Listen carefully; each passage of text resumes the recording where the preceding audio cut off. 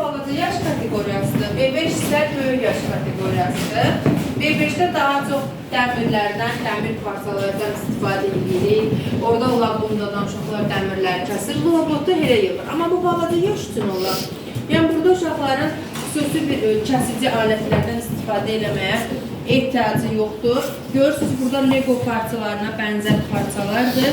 Bunları birləşdiriblər. Baxın, bu bizdən görürsünüz, çarpdı, fırlanır, neyinir? Buradan gəlin, baxın uşaqlar. Biraz burada gəlin, buradan görün. Robot götürür, hal-hazırda narkomandır, robotun vəziyyəti sökülmüşdür. Ona görə idarə edə bilməyəcək. Topu götürür, baxın bu belə fırlanır, top gəlir yuvaya, daha sonra bura düşür, bu təbii ki belə vəziyyətdə olur. Bundan sonra robot fırlanır, topu atır. Əgər o gördüyünüz yuvalar var da, o balaca altdakı yuvadan düşsə 5 xal, üstdəki yuvadan düşsə 10 xal.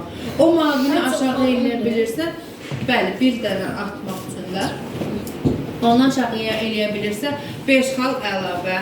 Yəni burası pasportda belə deyək də sən öz komandana topu ötürürsən xəritəyə. Xəritə üzərində yalnız bir top, bir dənəsi də ehtiyatda dur. Yəni mən 3 dənə, 4 dənə topu yığım xəritənin üzərinə deyil. Bura top ötürmək üçün olan yerdir. Yəni burada gördüyünüz bunlar filamentlərdir. Rəhlərinə görə fərqləndirilmişik. Bunlar